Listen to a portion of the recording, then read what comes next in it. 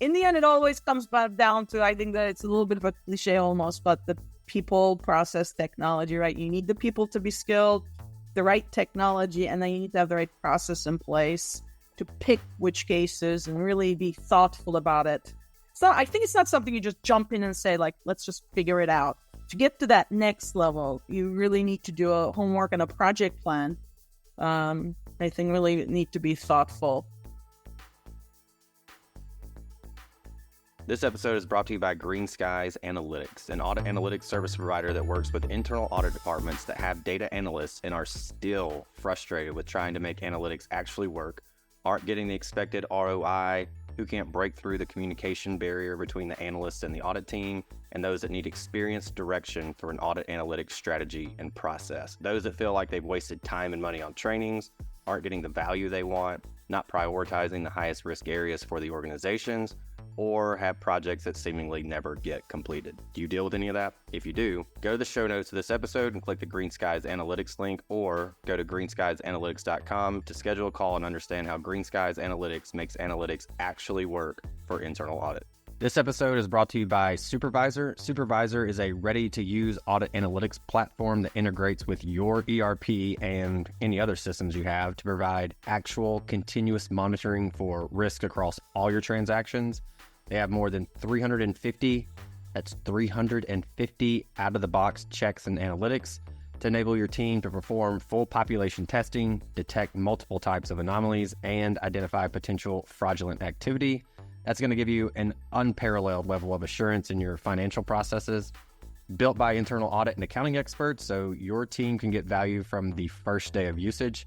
So imagine having no analytics today, walking in tomorrow, and having up to 350 audit analytics already run. You don't have to necessarily take my word for it, though. Global organizations such as IKEA, Michelin, Lacoste, and numerous others trust Supervisor to enhance their audit capabilities and increase their assurance. This podcast is also brought to you by Audit Board, the leading cloud-based platform transforming how enterprises manage risk. Audit Board's integrated suite of easy-to-use audit, risk, and compliance solutions streamlines internal audit, SOX compliance, risk management, and security compliance. Automate processes and improve execution with Audit Board's purpose-built solution, which is designed to address the most pressing challenges of today's practitioners. Experience the latest in audit, risk, and compliance technology. Visit auditboard.com to schedule your product walkthrough to see Audit Board's award-winning platform in action today. Hey everybody, before we jump into the show, I just want to let you know that the Audit Analytics and AI Conference is September 25th and 26th this year. It's all virtual, so no matter where you are in the world, you can absolutely attend. Recordings are also available, so if you are 12 hours away and don't want to be up at 3, 4, 5 in the morning, you can purchase the recordings. This is the only conference that's strictly about analytics and AI for internal audit. So you're going to get your practitioners' use cases. This thing is practitioner-led, save for one speaker that we had this year, but everyone else is in your peer group, ranging from the largest internal audit data analytics teams in the world down to the individual contributor who spends, like, hey, I got 50% of my time I can dedicate towards analytics. Each speaker's mission is to show you how to actually do what they are talking about. So thought leadership is great, and there will certainly be some of that, but for the most part, that's great. We love the thought leadership. Show us how to actually do it. We are currently at 19 speakers and counting, so we're going to add a few more, and you can get up to 19 CPEs if you attend. Check out the link in the show notes, or you can search for Google the auditanalyticsconference.com, and you can register there.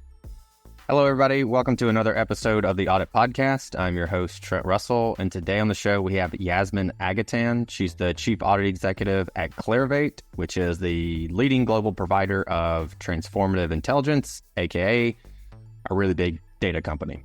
Some of the things that we hit on is what Yasemin needs to take analytics for her department, even though she's at this huge data company. What does she need to take analytics to the next level? And then I don't think I've ever met an auditor that goes, just give me SOX work. I love it. Let's just do SOX all the time, all day, year round. Yasemin has been able to take It was about 85% of the work was SOX, and over the past 7-ish years, she's been able to reduce that to like a 50-50 mix of SOX versus operational. And so I know there's a lot of people that are looking for solutions to that, and so Yasemin shares that insight with us. Also talk about risks that she's had to prioritize lately. And in developing the internal audit strategy over the years, we asked Yasemin, what do you actually present to the audit committee? What does your audit committee care about? How do you actually show that strategy to them as well? For those that are looking to implement or upgrade maybe to the new standards from the IAA, strategy is a big piece of that for some folks that are maybe haven't formalized a strategy for their internal audit department or the analytics function within their audit department. And so we're doing a little bit of a dive on strategies in general for chief audit executives and internal auditors. All right, here we go.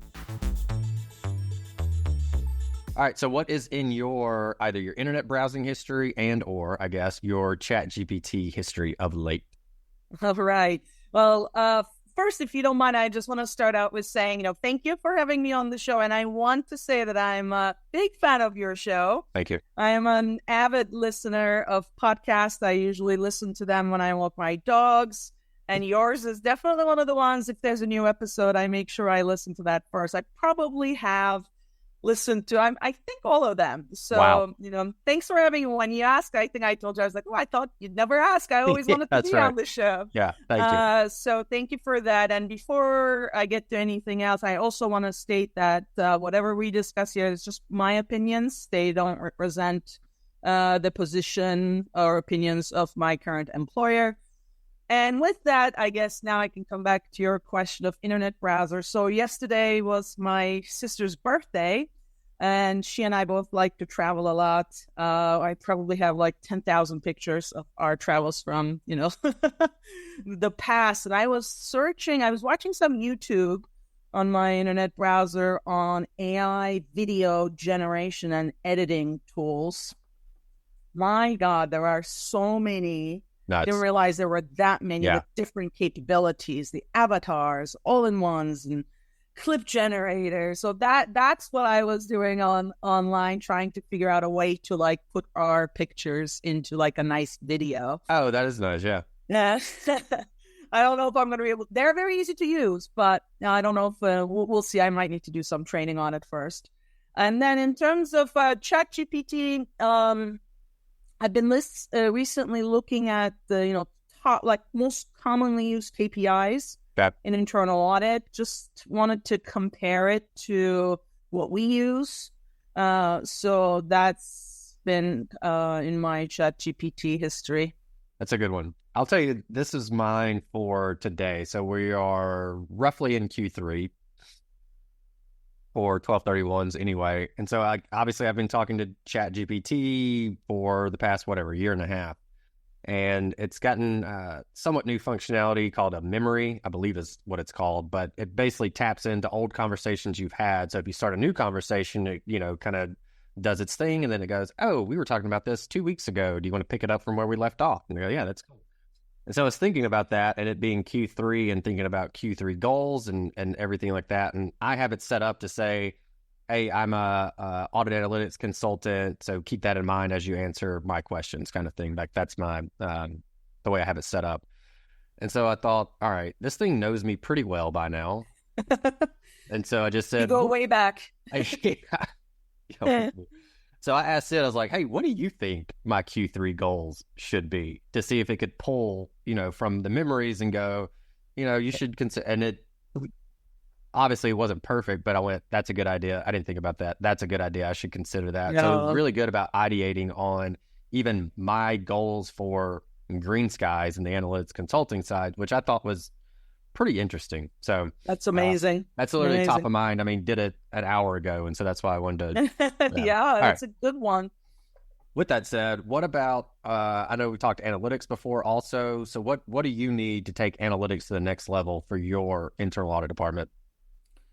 Yeah, I mean, that's a really good question, and probably a question that's on the minds of a lot of internal audit leaders. Data analytics is no longer an option, right? It's kind of mandatory, I think, for the modern internal audit team. And it's not just the basic, data analytics we're talking about here now, right? Anymore, right? We all do that, some level of that, but the advanced level of data analytics. I think the first thing is, you need to explicitly state, allocate some budget to it in your internal audit plan. Make sure everyone is aware of it, senior management, the audit committee, and I think it needs to be an adequate amount. It's not 100 hours or 200 hours. It needs to be a good amount, because I think to get to that next level, you need to do a lot of homework, like a lot of planning, upfront planning. At least that's my opinion, because the purpose, I think, isn't just to do some data analytics for the sake of checking a box saying we do data analytics, right? It needs to really add some value, so that in the end, when you get the results, it actually has some impact. You can do an analytics on, let's say, T&E, time and expenses, but if in the end it's not material and you find something, it's not a big deal, I don't know if that time spent is worth it. So you need to find out, where is that data analytics necessary? Where is it required? Where is that people want that information, but they don't currently have it? So I think you need to identify the use cases and think about that really thoroughly, and get away from the high level. We need to identify the anomalies, or, to identify trends, help in decision making. But okay, that's all true. But what specifically, what ideas, and then really start focusing on those 3, 5, whatever they are, use cases. And to your point, the not finding anything. So there was a group we worked with, and they went, yeah, we did what you said. We went through, we got the data, we cleaned it. It came from multiple systems, cleaned it, joined it all together, took a long time to do it. And then we ran the analysis and we didn't find anything. And I went, good. And they were like, wait, what do you mean? And I went, so that risk that you were looking at is basically zero. Right. To a degree. Basically, and you can never say it's absolute. I said, did you share that with the board? And they went, I didn't really think about it like that. So I think a lot of people still think if you don't find anything, it's a failure. But if it's especially a control tied to your strategic objectives, and you go, hey, we're good here. Like we've tested 100%, and we're good. That's a win also. So I did want to make that point. Yeah, absolutely. I totally agree with that. It's the identifier is where you think there's a risk, a real risk, or where you think you can add value with that additional information. Yeah. So if you end up, to your example, you didn't find anything, great. Then, you kind of mitigated that risk, or you looked into it. So, but to do that, I guess you really need to understand the business, right? Yes. I will probably come back to that idea many times, during our chat. It's so important to really understand the business of the company, to understand where those value points are, or the pain points, or the risks. Yeah. The second thing I would say is what you just mentioned is the information management, right? I think that's a challenge when you have, many systems, non-standardized formats of data. And sometimes even I've run into this, you have the data in the system, but let's say it's not a required field. So not everybody fills it out, or there's no training on how that data, everybody fills it out differently. It's not consistent. Or you don't check the accuracy of the data, so you can't rely on it. So it gets very complicated, I think, with the data. Just trying to make sure it's complete and accurate and reliable and doesn't have any biases in there. So the data hygiene and management is key. I think we need to, once we identify those areas, that's why I think we really need to be specific with it, because then you have a small, then you know what you're working with.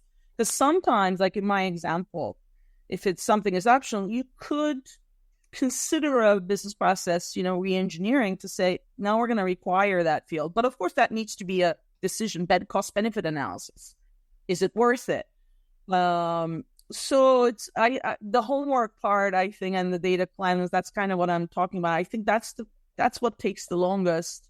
And then those decisions comes to I think my next point is you need a lot of collaboration. When I said actually internal audit needs to put some time on their budget, it's also ideal to identify what other parties you're going to work with and for them to put the time on their budgets too. If they, if you can get everybody to align that it's a valuable, goal, And I'm glad when you were talking budgets, you were speaking more on the hourly than the monetary. And a lot of times people go, oh, if we're going to start this initiative, then we need the monetary piece. And then that, even if that goes through, then what we tend to see is enough thought was not given to the hourly budget. Like, are we going to have to drop an audit to make this initiative effective? Or are we okay doing that? Can we do that? Is the audit committee going to be okay with that? Or where do we find the hours? This expectation that people are just going to do it off hours or during the weekend Right. is pretty unrealistic. Right. That's exactly actually what I meant. Yeah, I know there could be a dollar cost too, but I more mean the hours. Yeah. And it's not like I said $200-300. I think it's a lot more than that. And it involves other people too. In the past, we've had instances where we identified some areas, but we needed the assistance of the IT team and they didn't have the hours, But next year, when we were planning, we actually got them on board and they put the hours in their budget too. So, nice. And it's not just them. You need the operational people sometimes to weigh in on things. So it's again, I'm doing that upfront planning. Who would be involved with this? It's not just internal audit. I think if it was just internalized, obviously it would be easier because I can control that probably. But when it's other people, you just need to get aligned upfront. Then, technology, like now the dollars, we might need, I don't necessarily think you always need a tool, but probably for the advanced analytics, it's depending probably on the use case.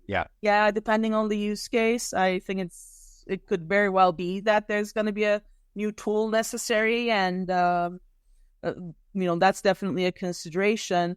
And then I guess the skills of the team, right? Right now we're making it obviously data analytics automation one of our departmental goals, so everybody's getting trained on it, but not everybody will be a data analytics expert. So I think it's helpful to identify a champion in the team to co-lead the effort. And I think as a department, it should be a department-wide goal to kind of uplift the skill set, but having a few people be the champions and lead it, I think could help us get to that next level as well. Got it. Yeah, definitely use case drives the tool, not let's buy the tool and figure out how to use it.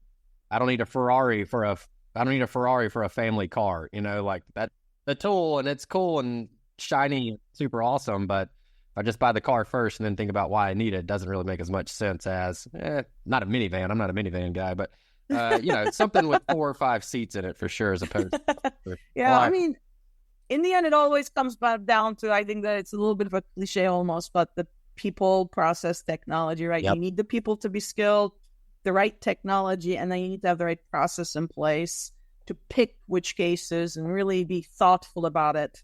So I think it's not something you just jump in and say, like, let's just figure it out. To get to that next level, you really need to do a homework and a project plan.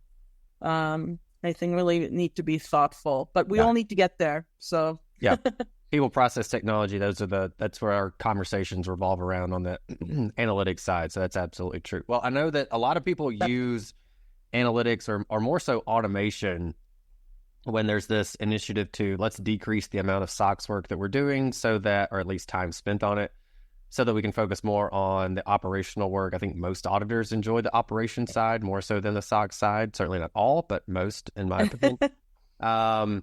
And so this is, I think, fascinating. It's something that a ton of people are looking to do and are trying to do, is reduce that amount of SOX work so they can focus on the ops side more. And I know, 7 years ago, you were at about 85% SOX, 15% operational, and now you're at 50-50. I think we're getting to 50-50. Yes, exactly. How did you do that? I think immediately people went, how'd you do that? I want to do it. Tell me exactly the playbook, because we are tired of doing SOX. How did you do that? Yeah. For the record, I like SOX, but no, I think the allocation of the internal audit time is, typically driven by what the organizational current needs and priorities are, right? And 7 years ago, as we were going public, for the, obviously the first time, our primary focus was SOX compliance. And then as our SOX our SOX processes started to mature, the SOX demand started to, come down a little bit, right? And with that, I think, we use that time to branch into other areas. But to be able to get the buy-in to do that, I think looking back on it, a couple of the things we did were, first of all, again, I'll talk about understanding the business, right? I think, I've always emphasized the importance of that to really get down not just a superficial understanding, but an understanding of what drives our business, what do our leaders care about, what's the company's goals. And once we started to understand those better and show leaders that's what we're trying to do we would schedule, regular meetings with our leaders, and I don't mean like every month and take their time just to chit chat, but more like quarterly or semi-annual, whatever what cadence they would like, and to understand more from them. So we kind of like, building up that trust your advisor thing a little bit to also educate them on what we do. A lot of times, I think even if they weren't really involved with what we do normally, we kind of, we always give them an update on what we've been doing. So they see that we're not, let's say, just purely a SOX shop, but we do other things, or we're interested in other things. We're asking good questions. So I think building up, fostering those relationships really helped us. The other thing we have done is, again, embed ourselves into operations more in terms of, participating in various project steercos, knowing what's going on in the company, reading a lot on. We have a wonderful, site where there's news about our company, our products, reading up on those and encouraging our team to read it, attending product demos. And I think it's really, once you understand that, understand the business more, and people see that you do, then they see this could be a partner for us. Maybe they don't have the time to do something that they always wanted to do, or a pain point. So, and then when you give them the chance during these meetings to say, would you like us to help with anything? And we've always tried to be very flexible and responsive if there's a request. And slowly, I think we built up that relationship where we get some requests. Two, the other thing I've always done is, I think, on the internal audit plan, if a project makes it there, I think it's either a top 10 risk for the company or for the industry, or directly, tangibly, in a tangible way, tied to an organizational objective. And what I mean by that is, if the company's objective is growing revenue, we come up with a proposed project to, let's say, identify source of revenue leakage. If our main focus is cost optimization, we come up with a project to, I'm making it up, to look into like software licensing, where, if our main goal is to increase customer satisfaction, we come up with a project to look at our customer lifecycle account management. So very directly related to company objectives or to top 10 risks. So it's hard for people to say, no, I don't want you to do that project, because, it's very directly related to what's going on their agenda. Yeah. So for reducing the amount of SOX work, it sounds like kind of the approach was, all right, the better the relationship we have with the business, the more requests we're going to get from them. And so we can say, look, this is way more important than SOX. Is that part of the approach as well? Oh, no, I don't think that part of it, some of our savings from SOX was one, our, processes improving. Okay. So it's, and two, automation. We, from very early days of our SOX compliance, we implemented a tool, and we use that tool to probably its maximum capacity. We implemented the workflows, so it doesn't take us as much time as it did up front, and we love our control owners and process owners significantly during our processes. They do a lot of the updates, as they should, because they own the processes. We have automated our reporting. So we don't have to, come out with like monthly reports anymore. We have a dashboard that anybody has real-time access to. So they can just click and go there. If we identify issues, we have a workflow that automatically takes place. So the automation and maturing of the processes is how we saved some time on SOX. Perfect. And then instead of cutting those hours, I think the second part of what I was saying is, by convincing people of the value we add, then we started adding some additional projects in other areas. I'm sure people listening heard you say, hey, we use this tool and it automated all this and we have these workflows and now reporting's all in this one spot and it's on this dashboard, and they're going, well, I want that too. Like, that sounds perfect. What is the tool? And then probably more importantly is people understanding just because you purchase the tool doesn't mean you're going to have the same results. So if you could talk us a little bit about the implementation of that also. Sure. I mean, the tool we use is Audit Board SOX Up. Again, we did our implementation slowly, but we started using it, almost immediately as we started even before we went public, as we started the program, we started using it. And to your point, it's not about, of course, just because you bought the tool, isn't it?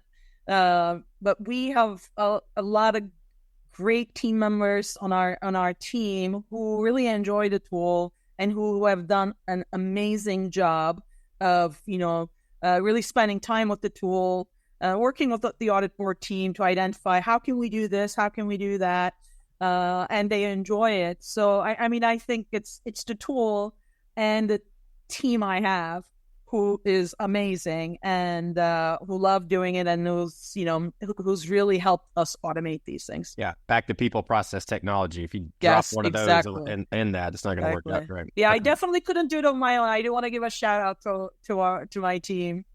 They've done an amazing job with the tool. All right. Well, what with especially AI, supply chain, inflation, everything that's kind of going on in the world right now, what emerging risks have you had to kind of take in and prioritize of late? I know this isn't necessarily an emerging risk because it's been on there for a while, but it's like new things come out. So it's, in a way, it is emerging, is for cybersecurity. Probably goes without saying, right? Data privacy, the new laws that are coming out different parts of the world. Those are risks that we're monitoring and we're paying attention to. Digital transformation, digital disruption with AI, of course, we're looking into governance around AI, controls around the process, supply chain, third-party risk management, are areas, the nth parties, the third parties and the nth parties, I guess, are areas that we're really looking into, and business continuity, organizational resilience. I know these aren't necessarily emerging risks. They've always been around, but they're still really top of mind. I think the other emerging risk is maybe not an organizational risk, but an internal audit risk is what we're just talking about. It's the risk of staying behind and becoming irrelevant if we don't go into data analytics and automation. I think that's a risk for internal audit departments, and that's something we've been monitoring also, as you can tell. Okay. In terms of priorities, coming back to that, because there's so many things that we need to know, learn, understand, etc. Obviously, the business is a big one, but then external threats or risks, whatever we want to call them. And so it seems like if anyone flipped through your LinkedIn profile for 10 seconds, they would say, all right, Yasemin's way of doing this is to go through certifications. And so in the past month, certification, ESG risk and opportunities, data prep with Alteryx, and Six Sigma. And that's just within the past month. So is that kind of your go-to? Is that how you like to do it as like a CAE? You go, hey, this thing is whatever, an emerging risk or something I need to learn more about. This is my go-to, is to get certified from some reputable source. Yes. And before that, I think I did some AI training as well. So the certifications that I try to get, I think are good. They align well to what I'm thinking, what the risks that I see are coming that I need to educate myself on. So you can absolutely say that, yes. I think it was AI. I did supply chain. I don't know if I put that one on there. I did a certification on supply chain. ESG. So the past month, that one's not on there, but then it might be the last 2 months. Yeah, let me expand and see, because if I didn't forget to put that on there, yeah. Supply chain logistics, AI strategy and governance. We're going to get into that a little bit. Customer analytics. You are a machine on the certification front. AI for everyone. And those were within the past 2 months. So maybe a better question is, how do you find the time to do those? Well, I found this tool, and it's not free, but it's really it's a very reasonable cost for a month. And maybe I'll say the name again. I'm not necessarily advertising for them, but I use a tool called Coursera. Coursera. And I really like that tool a lot, because a lot of it is you just listening to things, and like I said, I do a lot of walking with my dogs, and I listen a lot during there. That's sometimes where I find the time to do it. So it's instead of me reading a book, I can listen to it. So that's probably one of the ways I get the time to do it. Okay. Yeah, we love Coursera. Udemy is another one. They have a lot of good technical trainings on there for any given whatever, Power BI, pretty much anything. I'll say most organizations have some kind of agreement with these types of online training. So those are two, Coursera and Udemy, that we typically see. But then there's others that we've seen. LinkedIn Learning is a good one that a lot of organizations, you have access to it. And so it might be worth talking to HR or someone in like a training department and go, hey, do we have access to any of this stuff that I can just do for free instead of having to pay for it? And you likely do. I think that's a really good point. Yeah, I mean, I think it's like $40 a month or something. So it's very reasonable, I think. But yeah, it'll be definitely for, if you add up everybody else who would want to do it, I think that's a really good idea. I might do that. We also talked about, especially with the standards, the new IA standards coming out, there's significantly more of a call for a formalized strategy for internal audit with strategic objectives, your vision, mission statement. I don't think it's called out specifically, I don't think, but your roadmap, et cetera, how you're going to implement this. Technology is a huge piece of that, and your strategy around technology. And so I know you've worked on yours, and you've had one even prior to. Yeah, we've had it for a long time. Yeah. So what is that? Not necessarily what does it look like, but what do you present to the audit committee relative to your strategy? Yeah, like I said, I've always done a strategic plan. Usually what I've done is a 3-year strategic plan. And yeah, we do have our mission, our purpose, mission, vision. And, we really have thought about those things. And we didn't just, we didn't chat GPT it, I can tell you that. We've really thought about where we want to be. So we just kind of do a comprehensive plan, identify where we want to be at the end of the 3 years and how we're going to get there, right? I mean, in the strategic plan, we cover those areas. We cover our team competencies, where we want our team to get to, our risk coverage in percentages. We really say, we're at 30, I'm making it up, of course, 30%. I want to get to 50% coverage or 100% coverage over the 3 years. And then we also do a very detailed, we go over our quality assurance program as part of the strategic plan. And within that, we do a balanced scorecard with our top 20 KPIs, and we score ourselves. And let's say, we say like we're at 70 now, and in 3 years we want to get to 85, let's say. And we kind of show what those KPIs are and how we're going to get that again. So it's not just the engagements that we talk about within our strategic plan, but it's also our team and our KPIs and our performance metrics we talk about. We really do a return on investment because, obviously we have our budget, but we also save the company some money by, some of the projects that we do or external auditor reliance. So we like to show a return on investment and what number we're at now, where we want to get to, our cost per hour, really get down to basic. We want to keep it to very measurable goals versus, the intangibles. I mean, we cover those too, but I like to, have a lot of, tangible numbers, metrics that we commit to. Okay. If there was the audit committee, the board said, hey, we want to understand that everyone is every org or every department rather is aligned to the org strategy or something like that. Like everybody bring your one pager for your department strategy. What would be on your one pager?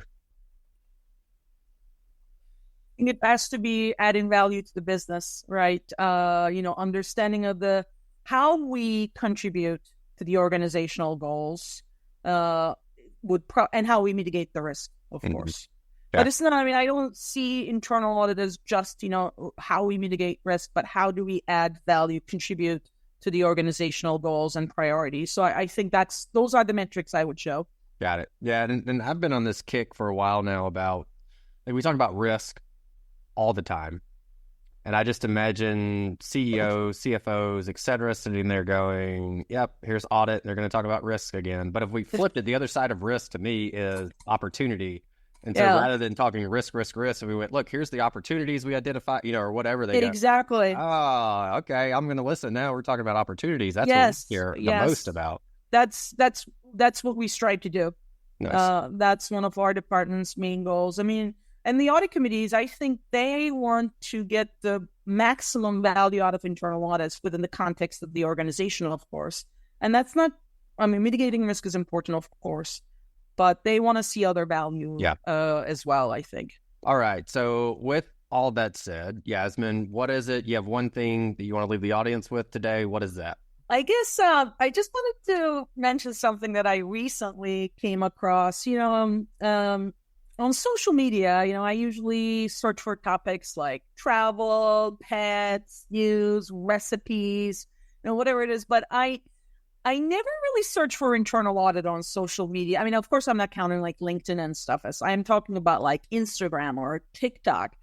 And I recently did that, and I was really surprised to see so much on there with not just internal audit, but external audit as well. These many, especially from Big Four, many people online going through their 9 to 5. I don't know if you've ever seen those things. They're like, hey, I get up in the morning, I go to my Big Four office or my company's internal audit department.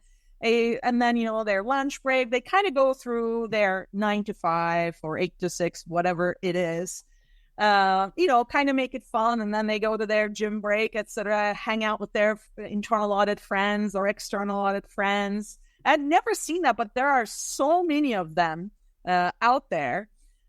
First of all, I thought, my God, when I started at Deloitte, we probably could not do things. We were a little bit more, serious and regimented, I think. But these guys are doing a lot of this, and I thought, this is kind of it's kind of nice, it shows people it's not, it could be fun, it's not just the numbers and just serious topics, but there's team spirit, and these people are learning interesting things. I thought it was good to, one, show a fun side, and two, to just increase awareness of the profession. I just thought it was fun. And then I thought, it's, we always deal with, this problem and this risk and that. And it's good to incorporate fun into it sometimes. And that's what I thought maybe I'd leave the audience with. Hey everyone, thank you very much for listening to this episode of the Audit Podcast. Whatever platform you're listening on right now, I'm sure there's a subscribe button somewhere, so please hit the subscribe button there. If you're listening through iTunes or Spotify, feel free to go give us that 5-star rating. It only took me about 16 seconds to give myself a 5-star review, and it really helps to get future guests to come on the show, so we'd really appreciate that. Lastly, be sure to check out the show notes and follow us on all our social media channels on Instagram, on LinkedIn, and on TikTok. Also, if interested, please sign up for our weekly newsletter from the Audit Podcast. Thank you all. Have a great one.